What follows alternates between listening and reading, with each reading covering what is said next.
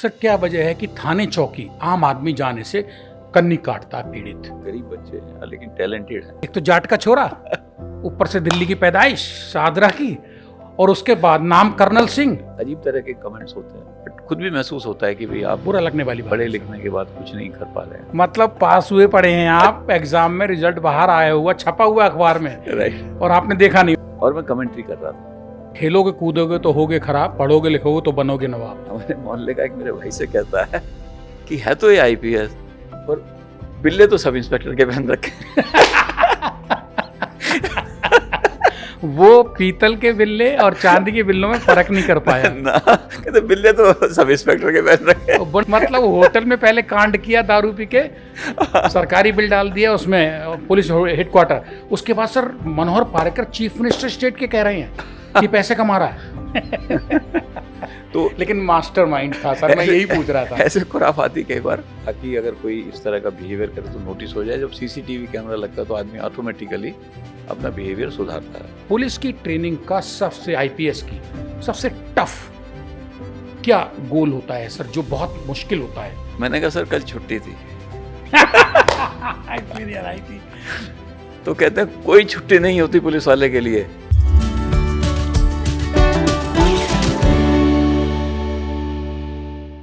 नमस्कार, मैं हूं आपका हमजुबान संजीव चौहान और इस वक्त आप बने हुए हैं स्टेट मिरर हिंदी पर। हमारे साथ पॉडकास्ट यानी कि अनफिल्टर्ड अड्डा के आज के खास मेहमान हैं भारत के सबसे बड़े पद, सबसे अहम पद से रिटायर होने वाले यानी कि निदेशक प्रवर्तन निदेशालय कर्नल सिंह, जो पूर्व आईपीएस भी हैं और भारत की पुलिस के लिए बहुत कुछ अपनी 28 साल के आईपीएस के जीवन में या पुलिस की नौकरी में दिया। उसके बाद ईडी में भी बहुत कुछ दिया इस देश के लिए। कर्नल सिंह साहब का हवा बहुत था पुलिस में, क्रिमिनल्स में, लेकिन जब उनके पास बैठिए, मिलिए, बात करिए तो लगेगा कि नहीं, कर्नल सिंह हवा अपराधियों के लिए थे, आम आदमी के लिए किसी भगवान से कम नहीं थे। ये मैं नहीं कह रहा हूँ, आपको देश में ढूंढेंगे तो कर्नल सिंह ने जिन जिन की मदद की है पुलिस ऑफिसर रहते हुए, वो आपको खुद बताएंगे। तलाश आपको करना है। फिलहाल बात करते हैं, रूबरू होते हैं कर्नल सिंह साहब से। सर आपका स्वागत है। कर्नल सिंह नाम से लगता है कि आप भारतीय फौज के कर्नल हैं। इस नाम के पीछे क्या कहानी है सर? कि मेरे फादर किसान थे और शायद मेरे दादाजी उनको फौज में भर्ती कराना चाहते होंगे। आपके पिताजी को? हाँ, तो पिताजी को। तो इस वजह से फौज से फैसिनेटेड थे। तो मेरे सबसे बड़े ब्रदर जो है उनका नाम कप्तान सिंह है और मेरा नाम कर्नल सिंह है। और इसका कई बार अजीब होता है, काफ़ी देर बाद लोग कहते हैं अच्छा आप आर्मी में कहाँ थे पोस्टेड? तो फिर उनको बताता हूँ मेरा नाम कर्नल है। मैं आर्मी में कर्नल नहीं था, मेरा नाम कर्नल सिंह यस। है। दिल्ली की पैदाइश, शाहदरा, जहां आज करकड़ुमा कोर्ट है, करकड़ुमा गांव, ये सब मिले जुले इलाके थे। इसी जगह पे आपका बर्थ हुआ और बहुत सारी जमीनें आपकी पुश्तैनी थीं। जितना हम आपके बारे में जानते हैं उसके मुताबिक जब 1970s में 1970 के आसपास जमीनें एक्वायर की हुकूमत ने दिल्ली में, तो आपके पिताजी ने जो उसके बदले ज़मीनें एक्वायर करने के बदले सरकार जो रहने के लिए जगह मकान बनाने के लिए देती है, उसके लिए भी आवेदन नहीं किया था। मतलब कॉलर जो है हमेशा से ऊपर रहा, ऊंचा रहा, क्यों नहीं अप्लाई किया था सर? क्या वजह है? नहीं, हम तो उस समय बहुत छोटे थे तो कह नहीं सकते, इग्नोरेंस की वजह से भी हो सकता है, बट अभी फैक्ट्स तो यही है कि नहीं अप्लाई किया था। जबकि आज दिल्ली में एक जनता फ्लैट लेने के लिए लोग बहुत व्याकुल रहते हैं, और उस जमाने में आपके पिताजी ने अप्लाई ही नहीं किया कि हमें कोटे का जो है अधिकृत जमीन के बदले जगह मिल जाए। बहरहाल, पढ़ाई सर कैसे शुरू हुई दिल्ली में? प्राथमिक शिक्षा कहाँ रही? प्राथमिक शिक्षा घर के पास ही एक स्कूल था सरकारी, पांडव रोड स्कूल, टेंटों में था। टेंट में? हाँ, टेंट में था। और बैठने के लिए जो टाट की पट्टी होती है उस पर बैठते थे। तो 5वीं तक वहाँ पर था। इसके बाद बाबूराम स्कूल है शाहदरा में, आज भी है? हाँ जी, तो बाबूराम स्कूल में 6ठी से 11वीं की शिक्षा हुई। 6ठी से 8वीं तक मैं वहाँ की सेकंड शिफ्ट में था, वो भी टेंटों में थी। सेकंड शिफ्ट का जो 6ठी से 8वीं तक एक्चुअली टेंट में थी, और 9वीं से 11वीं तक बिल्डिंग में थी वो उस समय। 9th में मैं फर्स्ट मॉर्निंग शिफ्ट में आ गया, और 11वीं तक जो उस समय हायर सेकेंडरी होती थी, इंटर नहीं होती थी दिल्ली में, तो हायर सेकेंडरी बाबूराम से पास की। उसके बाद 1 साल मैंने प्री मेडिकल किया हंसराज कॉलेज से। फादर चाहते थे कि मेडिकल में जाऊं, डॉक्टर बने बेटा? डॉक्टर बने, लेकिन मुझे मैथ अच्छा लगता था, क्योंकि मुझे लगता था बायोलॉजी में रटना पड़ता है, एक दिमाग में बैठा हुआ था, और मैथ में रटना नहीं पड़ता, अपना लॉजिक चलता है। फिजिक्स में मेरे दिल्ली में बोर्ड में हाईएस्ट मार्क्स थे उस साल। किस सन की बात है सर ये? ये 1973 की। तो फिर दिल्ली, उसके अगले साल मैंने फिर दिल्ली कॉलेज ऑफ इंजीनियरिंग में एडमिशन ले लिया। 5 साल की इंजीनियरिंग होती थी उस समय। इंजीनियरिंग करने के बाद वहाँ से फिर मेरा एक दोस्त था कमल दीवान, वो कहता था कंप्यूटर साइंस करना है। उस समय कंप्यूटर साइंस केवल पोस्ट ग्रेजुएट थी दिल्ली आईआईटी में और कानपुर आईआईटी में। दिल्ली आईआईटी में 10 सीट थी और कानपुर आईआईटी में करीब 15 सीट थी। तो दोनों जगह मैंने अप्लाई किया, दोनों जगह हो गया एडमिशन। आईआईटी कानपुर में दिल्ली में भी और कानपुर दिल्ली और में कानपुर भी। दोनों? तो दिल्ली में एक्चुअली कंप्यूटर टेक्नोलॉजी का कोर्स था, और वहाँ पर कंप्यूटर साइंस का था, तो इसलिए मैंने M Tech computer science IIT Kanpur से की। और उसके बाद मैं जो है सिविल सर्विसेज एग्ज़ाम दे के पुलिस में आ गया। कहते हैं कि सर जाट, गुजर, क्षत्रिय ये पढ़े लिखे ठीक नहीं होते हैं या पढ़ जाएं तो ये हजम नहीं कर पाते हैं। कर्नल सिंह ने तो पूरी कहावतें ही बड़े बूढ़ों की, बुजुर्गों की पलट दी। सब कुछ पढ़ा, अगर जितना मैं आपको जानता हूं तो गोवा के जब आप आईजी या डीआईजी रहे तब आपने वहां नौकरी करते हुए पुलिस की गोवा में वकालत पढ़ी। तो ये सर बड़ी हैरत की बात है, मतलब लोग सुनना चाहेंगे कि भाई ऐसा नहीं है, अगर जाट पढ़ जाए तो ठीक भी होता है। कि मेरा है ना, पढ़ने में बहुत इंटरेस्ट रहा है। कॉलेज टाइम में भी और स्कूल टाइम में भी मेरे 2 ही चीज़ होती थी, या तो पढ़ना या खेलना। तीसरा कोई ना तो इंटरेस्ट था। जो खाली टाइम मिलता था उसमें खेलना है। मैं कॉलेज में हॉकी खेलता था, बास्केटबॉल खेलता था, देन एथलेटिक्स में भी मैं बेस्ट एथलीट रहा कॉलेज में, बेस्ट स्पोर्ट्समैन भी रहा कॉलेज में, और पुलिस में जो हमारी एकेडमी है वहाँ पे भी मैं बेस्ट स्पोर्ट्समैन और बेस्ट एथलीट रहा ट्रेनिंग में। और पढ़ाई में भी मेरे दिल्ली कॉलेज ऑफ इंजीनियरिंग में, मतलब मैं बेस्ट स्टूडेंट डिक्लेयर किया था उस समय का। तो मतलब अभी भी मेरा ये इंटरेस्ट है, अगर मुझे खाली टाइम मिल जाए तो मैं इंटरनेट से कोई ना कोई नई कोर्स करता रहता हूँ। तो मतलब कर्नल सिंह ने सर इस बात को भी झूठा करार दिया कि पढ़ोगे, खेलोगे कूदोगे तो होगे खराब, पढ़ोगे लिखोगे तो बनोगे नवाब। आपने खेल कूद में भी अच्छे रहे और पढ़ाई में भी जी।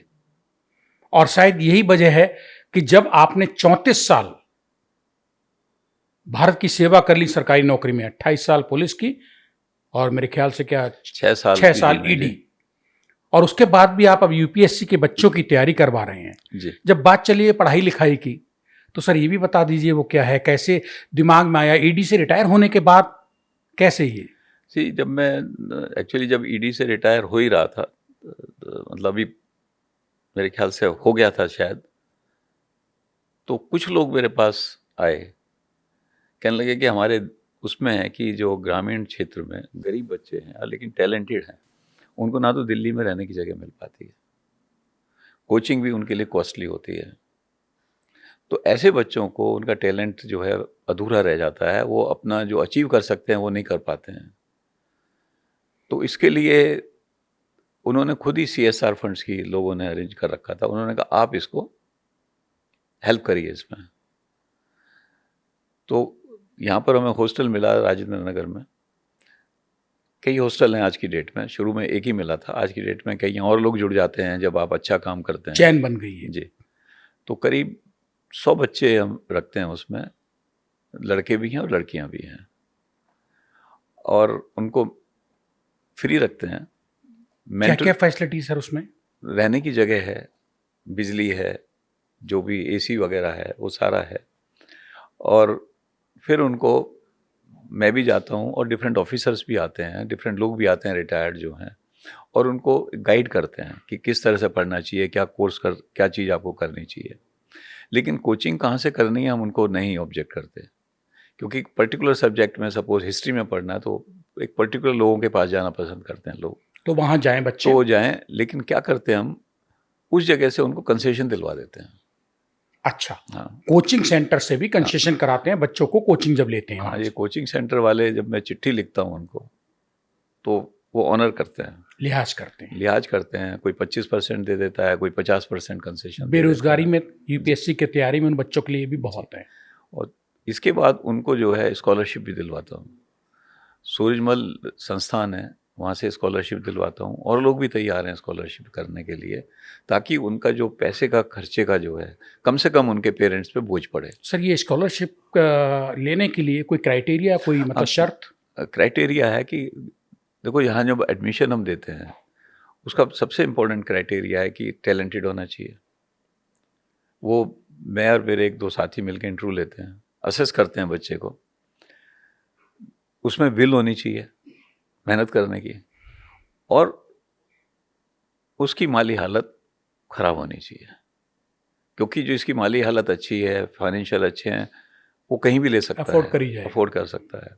लेकिन जिसकी नहीं है उसके लिए बड़ा मुश्किल है। तो ये क्राइटेरिया बड़ा इंपॉर्टेंट है कि talented but weaker section society का हो।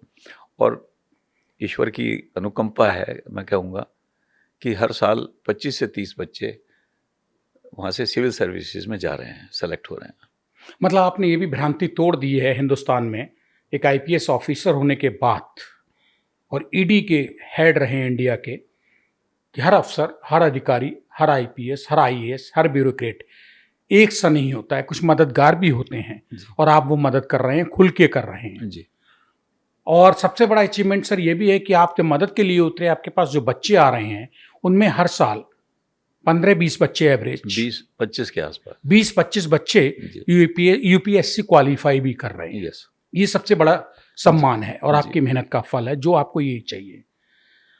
सर जब आपने इतनी हायर एजुकेशन ले ली, आईआईटीएन रहे आप, फिर आपका मन डॉक्टरी से हटा, चलो ठीक है एक चॉइस थी, नहीं करनी डॉक्टरी, मुझे इधर आना है।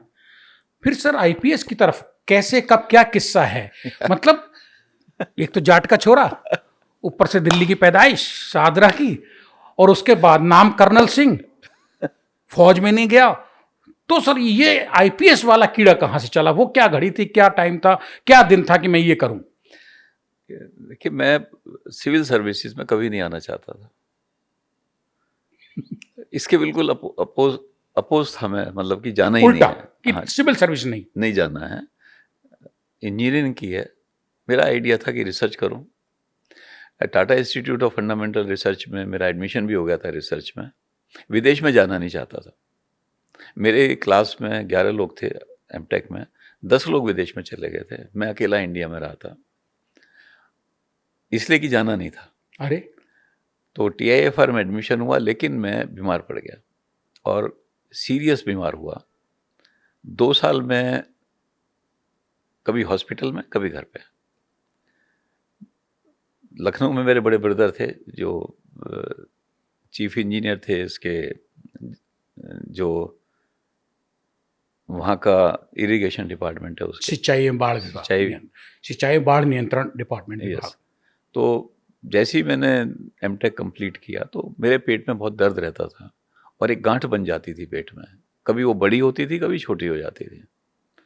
तो मैं लखनऊ में उनके पास गया, वहाँ किंग जॉर्ज मेडिकल कॉलेज में मेरा सर्जरी हुई। सर्जरी ठीक हो गई, बट लगता है उसके दौरान कहीं मेरे और इंटरनल इंजरी हो गई। उसकी वजह से एक छेद बन गया इंटेस्टाइन से बाहर तक, जिसको फिस्टुला बोलते हैं। तो खाना बाहर निकलने लगा सीधे सीधे वहाँ से। मेरी फिर एक और सर्जरी हुई वहीं लखनऊ में, उसमें भी ठीक नहीं हुआ वो। फिर थर्ड सर्जरी हुई वहाँ पर। किस सन की बात है सर ये सन 81 की बात है। आपने क्या पढ़ाई कर चुके थे तब तक? एमटेक कर चुका था मैं। अच्छा, फिर सर? तो फिर जनवरी 82 में भी सर्जरी हुई वहाँ पर, वो भी ठीक नहीं हुई। फिर मैं दिल्ली शिफ्ट कर गया फादर के पास। यहाँ पर डिफरेंट लोगों को चेकअप कराया। फिर किसी ने कहा पंत हॉस्पिटल में, जीबी पंत। जीबी पंत में। जीबी पंत में एक डॉक्टर आनंद थे, बीएस आनंद। तो वो गैस्ट्रोएंटरोलॉजिस्ट थे। उन्होंने फिर मेरा लोकेट किया कि एग्जैक्टली किस जगह समस्या है। फिर उन्होंने सर्जरी रेफर की इरविन हॉस्पिटल में। इंटरेस्टिंगली वहाँ भी आनंद ही सरनेम था जिन्होंने सर्जरी की। वही जीबी पंत वाले डॉक्टर? वो दूसरे थे। यहाँ विजय अच्छा। आनंद थे, वहाँ पर सरनेम आनंद। हाँ, सरनेम आनंद था, बीएस आनंद थे। तो ये सर्जरी कामयाब हुई, इरविन वाली जो है। अब इसके बाद जब मैं रिकवर हुआ, पूरी तरह से रिकवर हुआ 83 के शुरू में, फिर मैंने नौकरी ढूंढनी शुरू करी। कितनी एज थी सर 83 में? 83 में मैं 26 साल का था। तो नौकरी ढूंढनी शुरू की। अब हमारे यहाँ क्या होता है, अगर आपका गैप ईयर है तो इंटरव्यू बुलाने में भी समस्या आती है। कई जगह अप्लाई किया तो अभी कोई जवाब नहीं आ रहा था। कहाँ अप्लाई कर रहे थे सर? TCS में और डिफरेंट कंपनीज में जो प्राइवेट जॉब्स में। तो हमारे मोहल्ले के कुछ लोग सिविल सर्विसेज दे रहे थे, तो उनसे मोटिवेट होकर मैंने कहा मैं भी सिविल सर्विसेज देता हूँ। ये पीरियड जब आपकी नौकरी नहीं लगी होती तो एक बड़ा डिमोरलाइजिंग पीरियड होता है 26 साल के युवा के लिए। लोगों के बड़े अजीब कमेंट्स आपको कई बार सुनने को मिलते हैं। वो जरा कोई याद है सर जो लगा हो, जिस मतलब वही मोटिवेटर बनाओ कमेंट? जैसे कि कोई कह रहा अरे फलाने ने इंजीनियरिंग तो उस कॉलेज से की थी, इसने तो IIT से की है, फिर भी नौकरी नहीं लग रही इसकी। मतलब अजीब तरह के कमेंट्स होते हैं। बट खुद भी महसूस होता है कि भाई आप बुरा लगने वाली बात, पढ़े लिखने के बाद कुछ नहीं कर पा रहे हैं। तो इधर से वेट कर रहा था कि कोई कंप्यूटर्स के फील्ड में बुलाए हमें। तो उन लोगों से मोटिवेट होकर मैंने सिविल सर्विसेज का एग्ज़ाम दिया। ये बात सर है 83 की? 84 के शुरू की। 84 के शुरू की। तो 84 में मेरा फर्स्ट अटेम्प्ट था। और अच्छा, उसमें भी बड़ा इंटरेस्टिंग हुआ। प्रीलिम्स का एग्ज़ाम दे दिया। अच्छा। अब उस समय रिजल्ट जो थे अखबार में आता था, हिंदुस्तान टाइम्स में। तो एक दिन मैं घूम रहा था तो किसी ने कहा क्या हुआ तुम्हारा रिजल्ट का? यूपीएससी का। मैंने कहा अभी रिजल्ट नहीं आया। कहता रिजल्ट तो एक वीक पहले आ गया। एक सप्ताह पहले निकल चुका था? निकल चुका था। और आपने देखा ही नहीं अपना रिजल्ट? कहते तुम्हें पता ही नहीं, हुआ नहीं होगा। फिर वो एक वीक पहला हिंदुस्तान टाइम्स ढूंढा, देखा तो प्रीलिम्स क्लियर हो गया था। मतलब पास हुए पड़े हैं आप, एग्जाम में रिजल्ट बाहर आया हुआ, छपा हुआ अखबार में, राइट। और आपने देखा नहीं हो, जब देखा तो क्वालिफाइड। फिर मेन एग्जाम हुआ, उसमें क्वालिफाई हो गया। फिर इंटरव्यू में चेयरमैन जो बोर्ड थे वो शुरू करते हैं इंटरव्यू लेना। तो उन्होंने पूछते पूछते पूछा कि भाई आपने एमटेक तो 81 में किया, आप हैप्पी अरब हो रहे हैं, क्या कर रहे थे इस बीच में? तो मैंने बताया, मैंने कि सर मैं बीमार था, ऑफ एंड ऑफ हॉस्पिटल में था। कहते तो कुछ तो करते होगे। तो बीमार हैं तो क्या करेंगे? तो मैंने कि सर किताब पढ़ता था। सही है, आपने भी सही आंसर दिया। तो कहते कौन सी किताब पढ़ते थे? मैंने कहा सर डिटेक्टिव नॉवेल्स और रिलीजियस बुक्स। पूछा उन्होंने हिंदी के कौन से डिटेक्टिव नावल पढ़ते थे? मैंने कहा सर इब्ने सफ़ी के कर्नल विनोद और कैप्टन हमीद वाली जासूसी नावल में पढ़ता था। कहते हैं इंग्लिश में? मैंने कि रॉबर्ट लुडलम। तो उन्होंने पूछा लेटेस्ट कौन सी किताब निकली है उसकी? तो मैंने बताई लेटेस्ट किताब कौन सी निकली है। उसके बाद उनका क्वेश्चंस रिलीजन पर शुरू हो गया। जैसे आपने उनको हिंट आउट किया कि मैं ये पढ़ रहा था। हाँ, तो रिलीजन के ऊपर, गीता के ऊपर उन्होंने पूछे सवाल और डिफरेंट एस्पेक्ट्स। कुछ याद है सर गीता पे क्या सवाल पूछा था? कर्म थ्योरी पूछी उन्होंने, सांख्य योग पूछा, इस तरह की चीज। वो बेसिकली जज करना चाह रहे थे मैं जो बोल रहा हूँ सच बोल रहा हूँ। और एक आध जनरल नॉलेज का सवाल था, एक आध फिजिक्स का सवाल था, क्योंकि मेरा फिजिक्स और इलेक्ट्रिकल इंजीनियरिंग दो सब्जेक्ट थे। तो फिर रिजल्ट आया, उसमें आईपीएस में आ गया 84 के रिजल्ट में। तो घर आया, फादर को जब बताया तो वो बड़े खुश हुए, तो हमें भी लगा भी अच्छी चीज़ है, फादर खुश हो रहे हैं तो और फिर कर्नल सिंह, अब लड़का जो है सर आईपीएस बन गया तो फादर का तो खुश होना लाजिमी है। तो आईपीएस का ये बेसिकली कारण है। मेरी कोई इच्छा नहीं थी सिविल सर्विसेज ज्वाइन करने की, लेकिन समटाइम्स डेस्टिनी आपको ले जाती है। ट्रेनिंग पीरियड का सर आईपीएस की कोई किस्सा? ट्रेनिंग पीरियड अच्छा था। मैं बताया था जैसे ट्रेनिंग पीरियड में मैं बेस्ट स्पोर्ट्समैन और बेस्ट एथलीट रहा। मैं जनरली एक्सरसाइज जो करता था, लेकिन बहुत ज़्यादा प्रैक्टिस नहीं करता था दौड़ने की। तो मुझे वो लोग सोचते थे इसको तो दौड़ना आता नहीं है है और ये फेल हो जाएगा। मतलब मेरा नाम देने में भी हमारा जो डरते थे। स्क्वाड वाइज होता है ना, हाँ, तो फर्स्ट ट्रिपल जंप था, फर्स्ट इवेंट जो मैंने पुलिस ट्रेनिंग में। हाँ, ट्रिपल जंप में हमारे बैच में था एक जो कहता था वो स्टेट चैंपियन रहा है, तो फर्स्ट इवेंट में मैंने उसको हराया। मतलब जाट का छोरा, जाट का नहीं था, पढ़ा लिखा भी था। फिर रेस मेरी अच्छी थी। अच्छा, तो एक के बाद दो मैं 4 इवेंट में रेसों में क्वालिफाई कर गए। और एक उसमें 5 में, 5 इवेंट में मैं फर्स्ट आया, गोल्ड मेडल आया। तब वहाँ शांति हुई, तब पुलिस ट्रेनिंग कॉलेज में। एंड स्पोर्ट्स में बास्केटबॉल, हॉकी, इवन वॉलीबॉल, ये सारे गेम में वहाँ खेलता था। सर कोई ट्रेनिंग या पुलिस ट्रेनिंग पीरियड में ऐसी चीज़ जो मतलब बहुत कभी हंसी भी आती है और वो सिखाया गया हो इस टाइप का, जिसको आप हमेशा उस ट्रेनिंग में जाने से पहले आईपीएस की घर में मतलब वो करने नहीं चाहते थे, वहाँ आपको बताया गया? देखिए, पहली चीज़ तो जब आप वहाँ गए तो सबसे पहले एक एक को बुला के उसके बाल काटे जा रहे थे। तो जिसके बाल कट रहे थे उसका तो मुंह बना होता था और सारे लोग हंस रहे होते थे उसमें, पर ये नहीं पता उनका भी नंबर आता है, कटने तुम्हारे भी हैं। तो एक तो ये बड़ा इंटरेस्टिंग फेस था।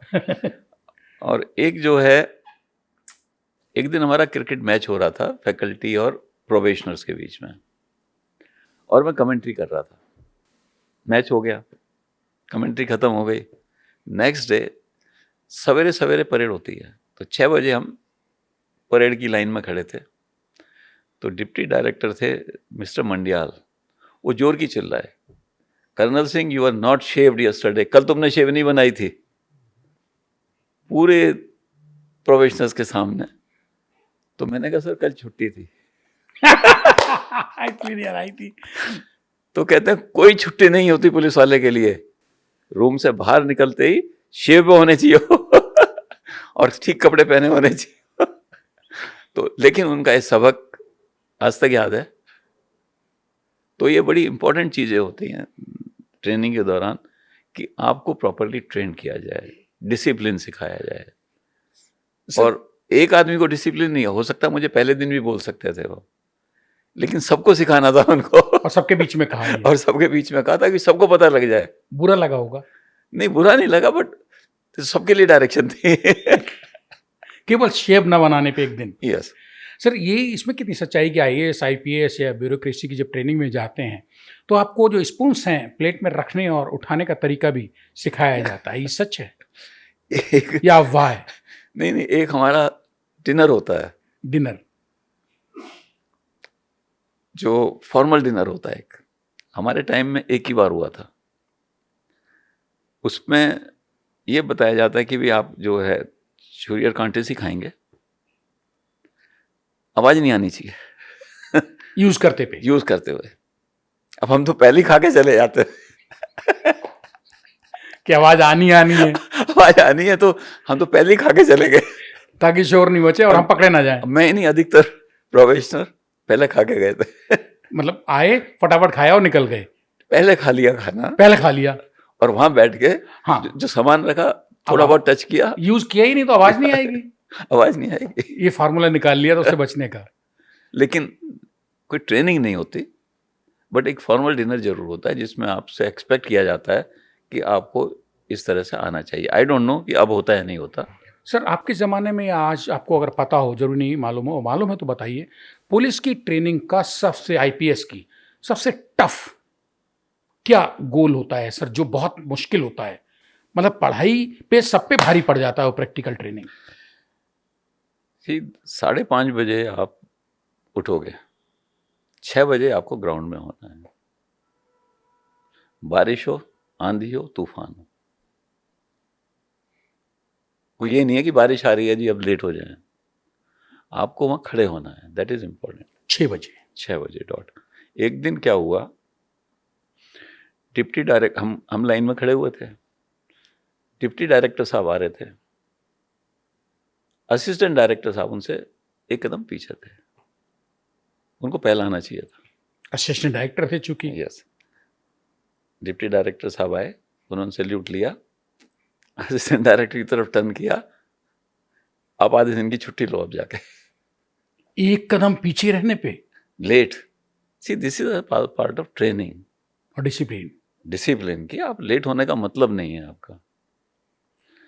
फिर हम उससे सवेरे की परेड से 8 बजे वापस आते थे, पूरी तरह थके हुए, फटाफट ब्रेकफास्ट, 9 बजे क्लास शुरू होती थी पढ़ाई की। अब ये नहीं पता कब सो गए क्लास में। क्लास लेते लेते थ्योरी में पता ही नहीं लगता था, कई बार तो सारी क्लास हो जाती थी इतने थके होते थे आप ट्रेनिंग से ग्राउंड की। फिर 9 से 12, 1:30 तक आपका लंच हो गया, सॉरी क्लास हो गई, हाँ, फिर लंच हो गया आपका। उसके बाद आप लंच के बाद आधा पौना घंटा आराम होता था, देन अगेन स्पोर्ट्स ग्राउंड में। अब वर्दी नहीं होती थी, लेकिन आपकी ट्रेनिंग फिर शुरू होती थी। 6 बजे तक फिजिकल एक्सरसाइजेस, उसके बाद आपको 15 मिनट मिलते थे, अपनी ड्रेस चेंज करो, ग्राउंड वाली। हाँ, ग्राउंड वाली ड्रेस चेंज करो, स्पोर्ट्स शूज पहनो, स्पोर्ट्स के कपड़े पहनो, 15 मिनट का टाइम है, खेलने चलो। फिर 1 घंटे खेलते थे, कोई बैडमिंटन खेल रहा है, कोई कुछ खेल रहा है, कोई टेनिस खेल रहा है। रूम में आओ, डिनर करो, सो जाओ। तो आपको सोचने का भी टाइम नहीं है। आईपीएस की ट्रेनिंग में फिजिकल स्टैंडर्ड्स बहुत हाई हैं। बीच में आपको घुड़सवारी में भी ले जाते थे, और कई बार जो है जैसे कुछ संडेज को आपको क्रॉस कंट्री रेस में भी ले जाते थे। फिर हमें ले गए थे, उस समय वहाँ पर स्विमिंग पूल नहीं था, पुलिस एकेडमी में हमारे टाइम पे, बाद में बना था हैदराबाद में। तो हमें ले गए थे Mysore swimming and rock climbing के लिए। तो वहाँ भी सवेरे सवेरे हमें उठा के स्विमिंग पूल ले जाते थे, उसके बाद रॉक क्लाइंबिंग के लिए, शाम को फिर स्विमिंग पूल। और हमारा अरेंजमेंट उन्होंने रुकने का कहीं किसी स्कूल में किया था या कहाँ किया था, आज मुझे याद नहीं है, लेकिन सोने के लिए वो तखत जो होता है ना, लकड़ी वाला, और उसके फट्टे जो होते हैं लकड़ी के, वो हमें मिले थे। तो उस पर चादर बिछा के सोते थे। हालांकि इतने थके होते थे, नींद आई जाती थी, पर कई बार रात को सोते हुए वो फट्टे निकल जाते थे तखत के फट्टे निकल जाते और कैडेट नीचे जमीन पे तो but it was a tough period, but we enjoyed. बाद में बड़ा अच्छा लगता है कि हमने ऐसा टफ पीरियड भी बड़े आराम से किया। और इस फिजिकल ट्रेनिंग जो थी, मुझे लगा वो इतना फिट कर देती थी आपको कि हमें थकानी महसूस नहीं होती थी। सर मुझे आंसर पता है, मैं आपसे पूछना चाहता हूं, क्योंकि आईपीएस आप रहे हैं, मैं तो जर्नलिस्ट हूं। आईपीएस की ट्रेनिंग के दौरान की कोई एक चीज सीखी हुई जो आईपीएस की पूरी जिंदगी, तमाम उम्र, सर्विस में और रिटायर होने के बाद अंतिम सांस तक साथ रहती है, वो क्या है? देखिए, कॉन्फिडेंस जो क्रिएट होता है, जैसे फॉर एग्जांपल हॉर्स राइडिंग कराई उन्होंने। हॉर्स राइडिंग इसलिए नहीं कराते कि आपको हॉर्स राइडिंग आनी चाहिए, हॉर्स राइडिंग आपको इसलिए कराते हैं कि आपको एक कॉन्फिडेंस आना चाहिए कि किसी भी सर्कमस्टांसेस में आप रह सकते हैं। और वहाँ पर हमारे एक जो डायरेक्टर थे हमारे टाइम में, मिस्टर सिंघवी थे, वो फ्राइडे को एक हमारी क्लास लेते थे और वो क्या करते थे, अपने एएसपी से लेके और अपने डीजी तक के धीरे धीरे किस्से हमें सुनाते थे। क्या सिचुएशन आई, क्या उन्होंने किया और क्या गलती की। वो जो लेसन्स थे प्रैक्टिकल एक्सपीरियंस के उनके, वो बहुत इंपॉर्टेंट थे। और जैसे अगर उस तरह की कोई सिचुएशन आती थी हमें याद आ जाता था कि हाँ ये था, कि इस तरह से सिंघवी साहब हमें बताते थे, तो इसको इस तरह से हम हैंडल कर सकते हैं। तो बहुत सारी चीज़ें हैं। बाकी for example arms training, rifle shooting, ये कभी भी काम आ सकती है। तो वहाँ जो एक एक चीज़ सिखाई जाती थी, फिर सिमुलेट करते थे, मर्डर केस को सिमुलेट कर दिया, आप इन्वेस्टिगेशन करिए, एविडेंस कलेक्ट करिए, ये सब भी आईपीएस को ये ट्रेनिंग सब में। ये सब भी सिखाया जाता था वहाँ पर। तो ये सारी चीज़ें जो है काम आती हैं बाद में। आईपीएस बन गए सर, पता लगा अड़ोसी पड़ोसी रिश्तेदारों को, तो बहुत लोग, अपना परिवार तो खुश होता ही है कि लड़का या लड़की आईपीएस बन गया या आईएएस बन गया। कोई ऐसा भी आदमी जिसने मुंह चिढ़ाया हो और वो ना आप खोलना चाहें, मतलब लगता सर सब जगह होते हैं समाज में अच्छे बुरे लोग। ऐसा तो नहीं कोई था, लेकिन बड़ा इंटरेस्टिंग बताता हूँ कि जब हम ट्रेनिंग में होते हैं, जब पहले आने के बाद ये हमारी ट्रेनिंग होती है, पुलिस स्टेशन ट्रेनिंग, जैसे आईपीएस की ट्रेनिंग सेंटर से ट्रेनिंग जैसे लेके आते हैं। हमें एक सिपाही भी का काम करना पड़ता है, सब इंस्पेक्टर का भी काम करना पड़ता है, एसएचओ का भी काम करना पड़ता है, उसमें एसीपी का भी करना पड़ता है।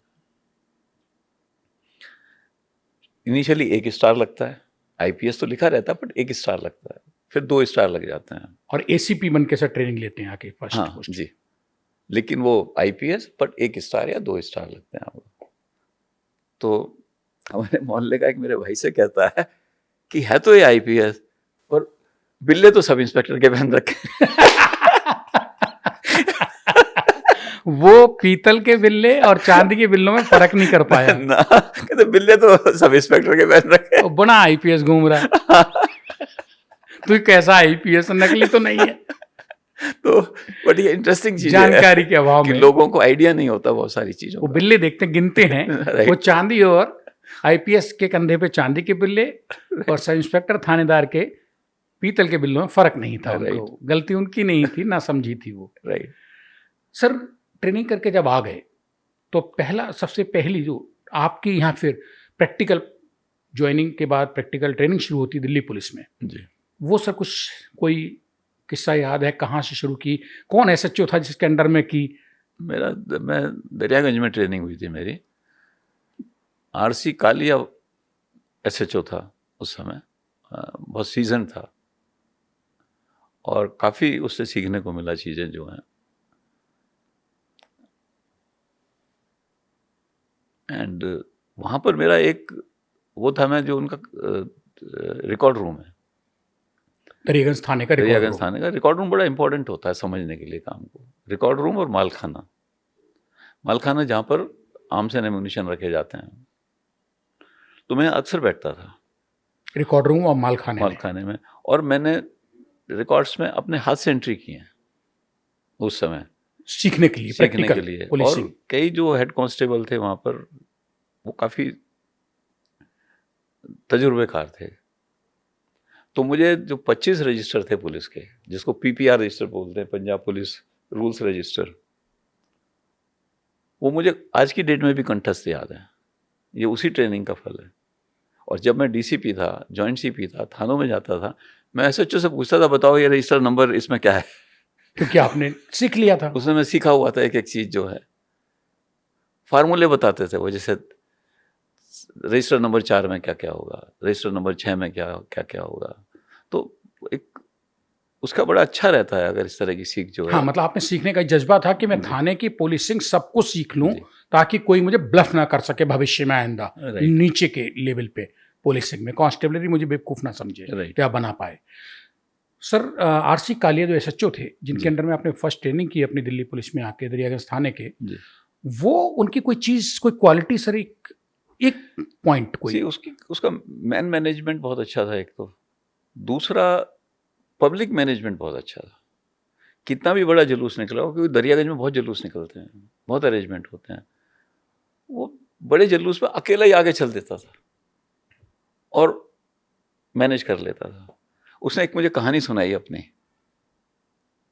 कहता सर कि शुरू शुरू में ना लोगों को आता नहीं होता है, बड़ी मुश्किल हो जाती है।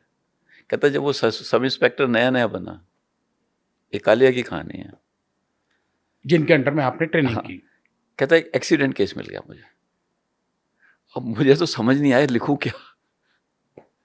तो कहता मैंने उनसे कहा भैया कंप्रोमाइज कर लो।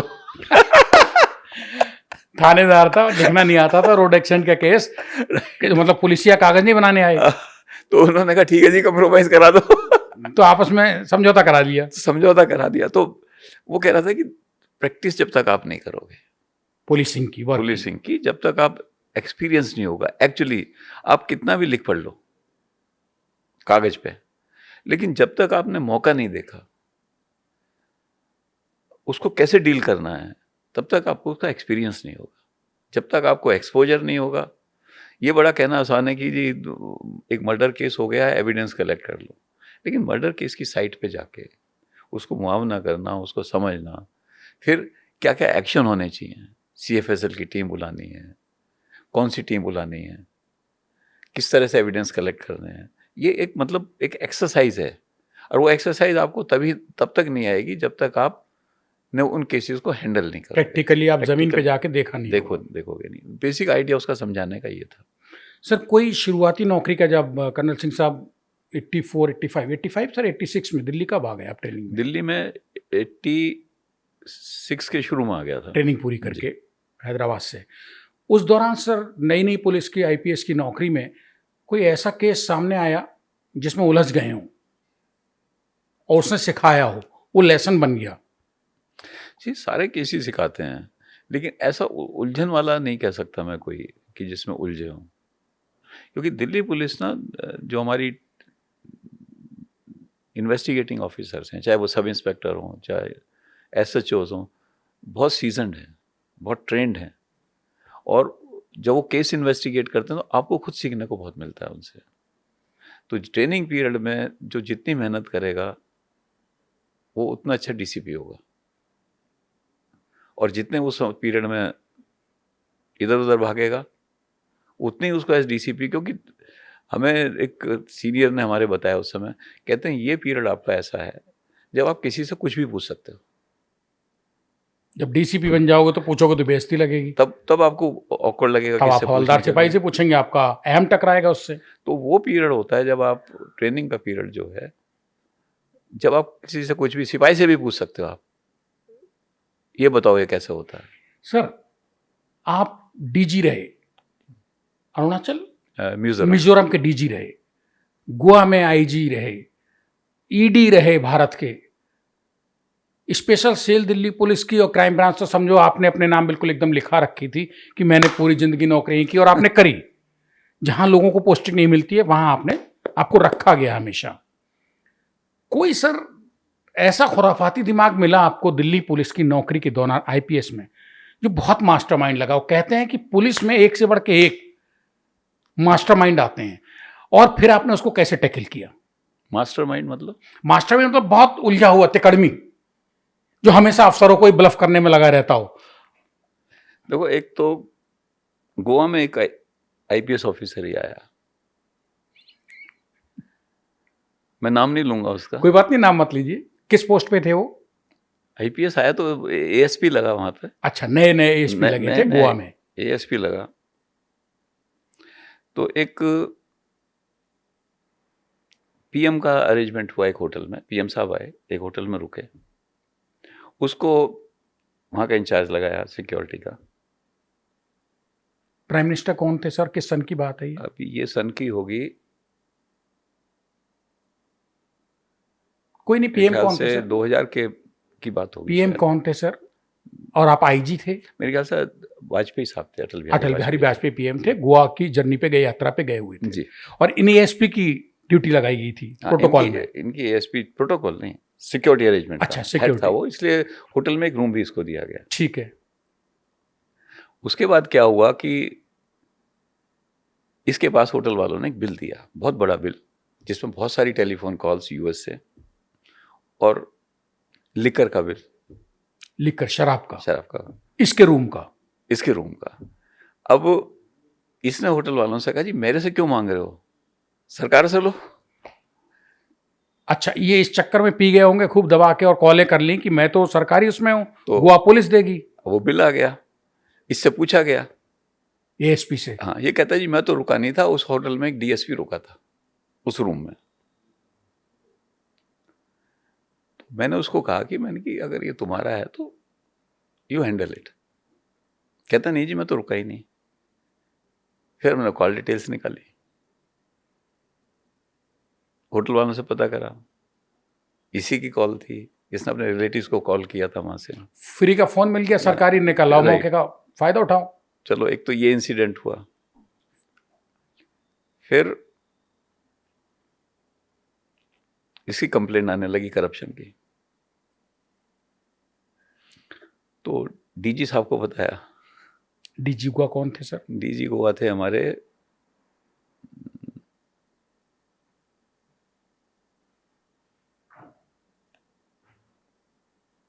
अभी नाम ध्यान नहीं आ रहा, मैं कोई बताऊंगा। बात नहीं। आप सर आईजी गोवा थे? मैं डीआईजी गोवा था। डीआईजी गोवा थे। तो उन्होंने कहा तुम मेरे पास कर दो इसको ट्रांसफर।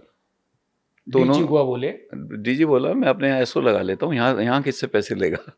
हेडक्वार्टर में आ गए। तो हेडक्वार्टर में आ गया। हेडक्वार्टर में खरीद फरोख्त भी होती है चीज़ों की, सामान खरीदा जाता है। सामान। तो एक दिन गुरचरण सिंह साहब थे, गुरचरण सिंह जी, डीजी गोवा। डीजी गोवा। तो एक दिन चीफ मिनिस्टर मनोहर पर्रिकर साहब ने मेरे से कहा तुम्हारा ये तो पैसे बना रहा है डीजी के नाम से। अरे तो मैंने डीजी साहब को बताया, कहने हटाओ मेरे पास। मतलब होटल में पहले कांड किया दारू पी के, सरकारी बिल डाल दिया उसमें पुलिस हेडक्वार्टर, उसके बाद सर मनोहर पारिकर चीफ मिनिस्टर स्टेट के कह रहे हैं कि पैसे कमा रहा है। तो इसको फिर समझाया, हटाया, लेकिन ये माना नहीं। इसकी एसीआर में थोड़ी प्रॉब्लम आई, इसलिए मैंने भी लिखा, डीजी साहब ने भी लिखा। यानी करेक्टर रोल जो था सर्विस का वो खराब हुआ। बाद में अरुणाचल गया। यही क्या बन के गए वहां पे श्रीमान जी? वहां पे एसपी बन के गया। अच्छा। वहां पर ये फिर करप्शन के केस में वहां भी आ गया ये, और अल्टीमेटली इसने सर्विस से रिजाइन करके, केस चल रहे नहीं चल रहे मुझे नहीं पता। नाम खोलेंगे? नहीं। तो लेकिन मास्टरमाइंड था सर, मैं यही पूछ रहा था। ऐसे खुराफाती कई बार मिल जाते हैं। इनसे सर कैसे टैकल करते हैं? क्योंकि आप जानते हैं आप आईपीएस हैं, आप जानते हैं सामने खड़ा हुआ मुझे बेवकूफ समझ रहा है। जब तक आप टफ नहीं हो गए तब तक ऐसे लोग सर्विस में रहेंगे। बहुत से लोग बड़े मर्सीफुल हो जाते हैं कि कोई बात नहीं, लेकिन आप देखिए जब वो डीजी बनेंगे तो क्या हाल होगा। डीजी बनेगा तो सूबे को खा जाएगा वसूल के। तो इसलिए टाइमली जो है सीनियर ऑफिसर्स की ड्यूटी है कि फोर्स को क्लीन करके रखें। चलिए, आपने जब फोर्स को क्लीन करने की बात की है तो सर खाकी वर्दी यानी कि पुलिस, मैं सिर्फ दिल्ली पुलिस की बात नहीं कर रहा हूँ, स्टेट की तमाम, इंडिया की तमाम स्टेट्स की एक कॉमन सी है कि पुलिस उगाही मंथली वसूली सर सबसे ज़्यादा बदनाम है। जबकि मौके पे मुसीबत में 100 नंबर या 112 डायल करिए तो पुलिस की ही जरूरत पड़ती है। एक तरफ पुलिस का जीवन दान देना, किसी की मदद करना, और उसी पुलिस पे धड़धड़ाते हुए लाखों ये आरोप लगना कि वसूली करती है। सर इस सवाल यह है कि समाज कैसा है और समाज में एक्सेप्टेबिलिटी किस चीज़ की है। आज की डेट में हमारा जो वैल्यू सिस्टम है उसमें की लोचा है, पूरे समाज का मैं कहूँगा। तो सर्विस इमैटीरियल है। जो आदमी जहाँ बैठा है अगर उसके अंदर की मॉरल वैल्यूज़ नहीं है तो करप्शन में इन्वॉल्व हो सकता है, चाहे वो पुलिस में हो, चाहे वो डीडीए में हो, चाहे वो एमसीडी में हो, चाहे वो रेवेन्यू डिपार्टमेंट में हो, किसी भी डिपार्टमेंट में हो। तो इसलिए एक तो वैल्यू सिस्टम इंपॉर्टेंट है जिसको हमें इनकलकेट करना चाहिए एजुकेशन में। हो क्यों नहीं पा रहा है सर? देखिए, जब हमारे टाइम में, जब हम छोटे थे, मुझे याद है स्कूल में थे, एक मॉरल एजुकेशन की शिक्षा होती थी, नैतिक शिक्षा का नैतिक शिक्षा बुक थी पूरी। अब बंद हो गई। अब शायद फिर सुन रहे हैं, मैं दोबारा शुरू कर रहे हैं स्कूलों में। तो एक नैतिक शिक्षा बहुत जरूरी है। सर ये पढ़ाने से आएगी महकमे में, पुलिस में, या अपने आप भी आपका कुछ पढ़ाई लिखाई जो पढ़ के आप महकमे में भर्ती होते हैं, चाहे वो आईपीएस हुआ चाहे कांस्टेबल, अनपढ़ तो कोई नहीं आता फोर्स देखिए, में। ये आएगी सोसाइटी से। सोसाइटी सर पुलिस की रखें अगर हम समाज को न ले नहीं, जाएं। सोसाइटी समाज की इन जनरल, समाज में एक्सेप्टेबिलिटी किस चीज़ की है? देखो, मैं अगर अपने बचपन की याद मुझे आती है 60s एंड 70s की, अगर किसी आदमी पर करप्शन का डाउट होता था तो मोहल्ले वाले कहते हैं आप इसके पास मत जाना, ये आदमी करप्ट है, इग्नोर करते थे इग्नोर उसको। करो उसको। आज की डेट में उल्टा है मेरे ख्याल से। जो करप्ट है उसके पास भीड़ है। उसके पास भीड़ है, जो ऑनेस्ट है उससे कहते हैं इसका दूर रहे, कुछ काम का नहीं है। तो सवाल है कि समाज किसको एक्सेप्ट कर रहा है, और अगर हम इसको नहीं ठीक करेंगे तो करप्शन का दूर होना बड़ा मुश्किल हो जाएगा। मेरे हिसाब से जो मैं समझता हूं, करप्शन केवल पैसे लेना देना नहीं है। जिसका दिया उसको ना दे, यानी जिसका राइट है अगर उसको राइट आप नहीं दे रहे, ये करप्शन है मेरे हिसाब से। किसी की फाइल आई आपके पास, उसका राइट बनता है, आपने फाइल 2 महीने पेंडिंग डाल दी, मेरे हिसाब से ये भी करप्शन है। लेकिन सर हो तो यही रहा है। बट ये भी करप्शन है, आप किसी का राइट नहीं दे रहे। गीता में कहा गया है एक जगह, जिसका दिया उसको ना दे, घूसखोर कहलाता भाई। एक हरि गीता है, हरि गीता में ये पैराग्राफ है, मतलब स्टेंजा है। तो बहुत सारी चीजों की ठीक होने की जरूरत है। सरकारी महकमों में सर करप्शन, मैं पुलिस को, चलिए आप आईपीएस हैं, ईडी हैं, भारत के रह चुके हैं, इसलिए मैं आपसे ये सवाल कर रहा हूँ। लेकिन सर पुलिस के ही अगर करप्शन पे बात करें, समाज को हम हटा दें, समाज तो ये कहता है कि धरती ऊपर करिए और आसमान नीचे ले आइए, जो कि असंभव है। समाज बहुत बड़ा है लेकिन फोर्स बहुत छोटी है। सर फोर्स में करप्शन सिपाही से डीजी की तरफ और पुलिस कमिश्नर की तरफ चलता है, या पुलिस कमिश्नर से नीचे की तरफ चलता है? कैसे साफ किया जा सकता है पुलिस पैरामिलिट्री फोर्सेस को? देखिए, साफ करने का तरीका यही है कि पब्लिक फीडबैक, प्रॉपर इंक्वायरीज। अभी क्या हो रहा है, फॉर एग्जांपल दिल्ली पुलिस में ले लें। दिल्ली पुलिस में अपना विजिलेंस डिपार्टमेंट है, एंटी करप्शन दिल्ली में बनी हुई है, एक पब्लिक ग्रीवेंस सेल भी बनी हुई है जिसमें रिटायर्ड ऑफिसर्स जाके लगते हैं। इम्पैक्ट क्या है? आप 50 ऑर्गेनाइजेशन बना लो, अगर वो ऑर्गेनाइजेशन ही करप्ट हो जाए तो उसको आप कंट्रोल नहीं कर सकते। अगर विजिलेंस ही, फॉर एग्जांपल, मैं ये नहीं कह रहा विजिलेंस डिपार्टमेंट करप्ट है, अगर विजिलेंस ही करप्ट हो जाए फिर क्या होगा? तो सर ये तो चोर के ऊपर मोर बैठा वाली कहावत हो गई। ये मिलता है कई बार। तो बेसिक क्वेश्चन ये है कि हम आदमियों में अपनी ट्रेनिंग पीरियड में किस तरह से मॉरल वैल्यूज को इनकलकेट करें, किस तरह का कल्चर इनकलकेट करें। कौन करेगा सर वो कल्चर सीनियर ऑफिसर्स करेंगे। सीनियर ऑफिसर्स जो हैं उन तक पब्लिक की पहुंच नहीं, जो पीड़ित है, और पहुंचती है तो इन्वेस्टिगेशन नहीं है। ऐसा एक आरोपी ये लगते हैं कि अपना अपने को बचा रहा है। अगर एक सिपाही के खिलाफ एसएचओ से कंप्लेंट की तो एसएचओ तो पहले ही बहुत तेरे पकड़े जा रहे हैं, सीबीआई पकड़ रही है, एंटी करप्शन पकड़ रही है। तो जब एसएचओ ही पकड़े जा रहे हैं तो हवलदार सिपाही के देखिए, सिस्टम बनाने की जरूरत है। फॉर एग्जाम्पल, मैं और मेरे से पहले नॉर्थ वेस्ट में दीपचंद साहब रहे थे, डीसीपी, फिर मैं डीसीपी आया उनके बाद, और इवन जॉइंट सीपी जब मैं रहा, तो एक सिस्टम बनाया हुआ था कि जो पब्लिक मीटिंग होती है 11 बजे से 12 बजे तक पब्लिक से मिलने का टाइम था। उसमें जो आदमी आया उसको सुना और उसको कहा कि आप इस दिन आ जाइए। बाकायदा कागज पे नोट कर लिया कि ये अगेन इस दिन इतने बजे आएगा। पर्टिकुलरली ये था कि इस थाने का, अगर एक थाने का आया तो उसको एक पर्टिकुलर डे को बुलाना है। उस दिन एसएचओ भी आएगा, एसीपी भी आएगा, दोनों को अलग अलग सुनूंगा, फिर दोनों को आमने सामने कराऊंगा। रिजल्ट क्या था कि जैसे ही मेरे यहां से कोई कागज जाता था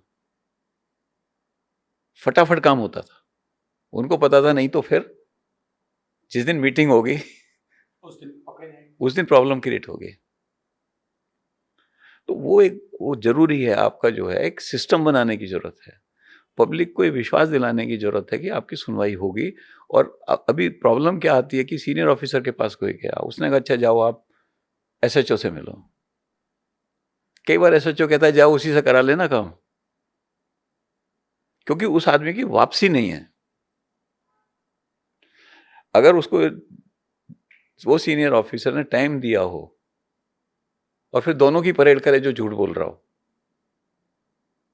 तो ऑटोमेटिकली चीजें ठीक होंगी। अदरवाइज चीजें ठीक नहीं होंगी अगर हम सोच लें कि हमने कागज मार्क कर दिया और ठीक हो गया। जैसे पुराने लोग जो हैं कहानियों में सुनते हैं, राजा लोग भेष बदल के जाते थे, तो आप भेष बदल के नहीं, आप सुन तो लो लोगों को। लेकिन अब तो सुन भी नहीं रहे हैं अफसर, तो कई बार सुनते नहीं है, नहीं बहुत अफसर सुनते हैं, ऐसा नहीं है, गिने चुने हैं, वो बेचारे भीड़ में गायब हैं। हाँ, तो जो नहीं सुनते उनकी गलती है। एसएचओ बहुत पकड़े जा रहे हैं सर दिल्ली में, कोई 20 लाख ले रहा है, कोई 15 लाख ले रहा है, कोई 50 लाख ले रहा है, कोई 1 करोड़ ले रहा है, और अभी रिसेंटली 2-4-6 पकड़े गए हैं। ये सर बड़ा गति तेज हो गई है। 1980 की और 90 की पुलिस, दिल्ली पुलिस जब आप थे, और आज 2025 की पुलिस में क्या फर्क महसूस कर रहे हैं सर? एक इंसान है, रिटायर हो गए आप, ठीक है, आपने अफसरी की है, आईपीएस को जिया है, आपने भोगा कम है, क्या सर ये कहाँ जा रही है पुलिस? देखिए, मेरा कोई इंटरेक्शन तो पुलिस से पड़ता नहीं है, इसलिए बड़ा मुश्किल है कहना कि कहाँ पुलिस जा रही है कहाँ नहीं जा रही है। मेरे हिसाब से अच्छा काम करना चाहिए, मैं तो ये कहूँगा। पुलिस का रोल बहुत इंपॉर्टेंट है, समाज में लॉ एंड ऑर्डर को मेंटेन करना, क्राइम को रोकना और लोगों को एक तरह का न्याय देना। पहला न्याय यहीं मिल जाता है। अगर आपने केस को सही हैंडल किया तो पहला न्याय हो गया। एक्चुअली कोर्ट कचहरी में तो बाद में जाती हैं चीजें, जो आदमी को मिलना होता है 90% तो यहीं मिल जाता है अगर उसका केस सही हैंडल हो जाए। सर क्या वजह है कि थाने चौकी आम आदमी जाने से कन्नी काटता है पीड़ित? देखिए, ये बहुत पुराना जो एक इम्प्रेशन है पुलिस का कि थानों में अच्छा बिहेवियर नहीं मिलता, एक इम्प्रेशन है। हालांकि दिल्ली में तो कम से कम सीसीटीवी कैमरे भी लगाए गए हैं थानों में, ताकि अगर कोई इस तरह का बिहेवियर करे तो नोटिस हो जाए। जब सीसीटीवी कैमरा लगता है तो आदमी ऑटोमेटिकली अपना बिहेवियर सुधारता है। दूसरी एक और बड़ी है, जब थाने में लोग जाते हैं तो पुलिस वाले अवॉइड करते हैं केस रजिस्ट्रेशन करने के लिए। इसका रीजन ये है कि जो पुलिस की परफॉर्मेंस है, वो कितने केस हुए हैं वहां पर, इस पे मेजर की जाती है, ना कि कितने केस सॉल्व हुए, कितनी पब्लिक खुश है, कितने पब्लिक को लगता है कि इस एरिया में सेफ्टी है। इसका कोई क्राइटेरिया नहीं है। क्राइटेरिया कितने केस रजिस्टर हुए। अब मैं जब जॉइंट सीपी था नॉर्दर्न रेंज में, तो हमारे यहाँ दिल्ली पुलिस में पीसीआर कॉल्स आती हैं केस होने की, तो मैं सवेरे सवेरे पूरी कॉल मंगा लेता था। और जब सवेरे 8 साढ़े 8 बजे डीसीपी से डिस्कस करता, पूछता था भाई इस कॉल का क्या हुआ, तो नंबर ऑफ केसेस बढ़ गए, रजिस्ट्रेशन होने लगा, एफआईआर रजिस्ट्रेशन होने लगा, थानों में, पब्लिक खुश। अब एलजी के यहाँ मीटिंग होती थी जिसमें डीसीपी क्राइम प्रेजेंट करते हैं कि भाई इतने एफआईआर लॉन्च हुई। हाईएस्ट पुलिस स्टेशन नंबर 1 मेरे एरिया का, एफआईआर दर्ज होने में। यस, नंबर 2 मेरे एरिया का, नंबर 3 मेरे एरिया का। हाँ, मतलब सारे आपके ही रेंज के डिस्ट्रिक्ट के एफआईआर। एक दिन मैंने एलजी साहब से कहा मीटिंग में, मैंने कहा सर इसका कोई फायदा नहीं है जो आप देख रहे हैं। कहने लगे क्या मतलब? मैंने कि सर जो ऑफिसर सारे केस रजिस्टर करा रहा है वो तो हो गया खराब, और जो ऑफिसर केस रजिस्टर नहीं करने दे रहा उसके यहाँ डाउन आ जाएंगे। तो अच्छा कैसे हो गया वो मीटिंग में तो अच्छा हो गया। हाँ, बंद कमरे में एलजी की मीटिंग हुई, उसमें अच्छा है। तो हमारे सीपी थे डडवाल साहब, वाईएस डडवाल, जो अब नहीं है। वाईएस डडवाल जो नहीं है, उन्होंने कहा सर कर्नल सिंह ठीक बोल रहा है। बड़ी बात है सर। तो एलजी साहब ने, I give credit to him, उन्होंने स्टेटिस्टिक्स देखना बंद कर दिया उस मीटिंग के बाद। हाँ, कि डाटा जो देख के वो चौंक रहे थे हाँ, कि ये भाई कर्नल सिंह तुम्हारे रेंज का फलाने डिस्ट्रिक्ट के ये थाने जो हैं सबसे वो स्टेटिस्टिक्स बंद कर दी, उनको समझ आ गया कि भाई ये जो है कि एक्चुअल पुलिसिंग क्या है थानों की। एक्चुअल पुलिसिंग क्या है। तो सवाल ये है कि जो पुलिस पब्लिक परसेप्शन है, that should be the criteria. Police की परफॉर्मेंस का क्राइटेरिया परसेप्शन ऑफ पब्लिक होना चाहिए।